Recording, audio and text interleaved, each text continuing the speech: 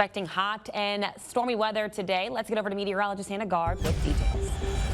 We're giving you the first alert for those storm chances this afternoon. Same as we've seen the past couple of days, we're going to have those storms that could have heavy downpours, gusty winds, and frequent lightning all throughout the course of this afternoon. On Viper radar, we are tracking a couple little downpours in Plaquemines Parish and St. Bernard, but everything that's trying to climb north is dissipating. We won't really see inland storms until we get to 10 to 11. We'll have some showers popping up, and then the storms around 1 to 2. Then we have this wave of energy coming in from the west. That's going to potentially make those storms stall. Sometimes when we have some extra energy coming in, it'll slow down the motion, and we can see that become a flooding issue. So we'll watch for that in the later parts of the afternoon into the evening, and then late tonight we'll see things drying out. Same thing tomorrow. We start off dry, we'll see scattered showers, and then we have storms popping up the earlier we get into the afternoon, and then through the rest of the afternoon into the evening hours. Again on Wednesday, same thing, dry, and then storms in the afternoon. So rinse and repeat really through about Thursday. We'll see the same thing each day, watching for heavy rains. But Friday, Saturday, that's when we see things kind of drying out a little bit into the weekend, and we will see some changes. Here's why. We have high pressure over to the west, high pressure over Florida.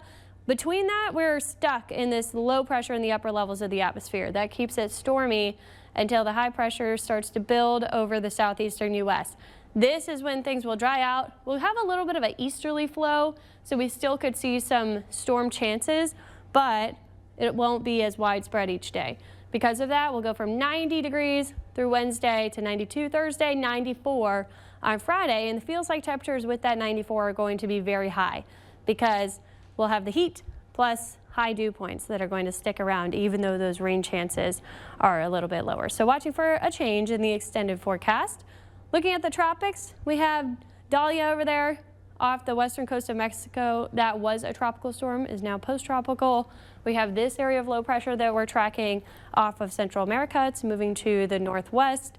We could potentially see some of the moisture from that try to pass over Mexico into the Bay of Campeche. So the Climate Prediction Center has outlined that area for the end of this week into the weekend for potential tropical development. It's more likely it stays on the eastern Pacific side and then becomes a system over there. But just watching that area in the extended outlook.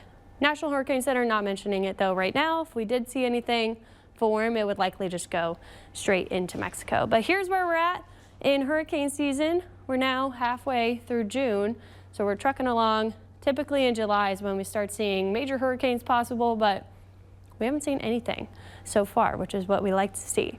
Here's the current conditions. Looking at temperatures in the 70s area wide, dew points in the mid 70s, and those feels like temperatures in the low 80s. So it is going to feel much hotter than the actual temperature. We could get to the low triple digits for the feels like temperatures before those storms come in, and then still not getting much relief overnight, starting off in the mornings in the 70s. You step out the door, very muggy, and that sun is hot until the storms kind of help cool us off in the afternoon. They're definitely a nuisance if you're trying to get outside, but it does help with the heat. I think people kind of expect it now. Yeah. They look at the clock, they're like, oh, yeah, about that time. Yeah, 1 to 2, that's when you know the thunder's going to start to roar. Got to head inside. But if you check the radar, you can definitely find dry times out there. Yeah, we dodged it all over Father's Day weekend. It was like, if we stay here, and took them fishing, if we just fish here for a minute, then everybody's going to get stormed out. And you have to watch it, though, because then they start moving, and you're like, oh, now I got to go inside. That's it. But last go night, back outside. a little bit after 7, I got home, and I think the door closed behind me, and like, I'm like, where did that come from? Yeah, we had one little storm pop up right over the city. It was pretty loud with the thunder. So any of those storms that pop up, no matter how small, they can have lightning with them. So gotta be Sky wary of that. definitely lit up last night. All right, let's see what's happening.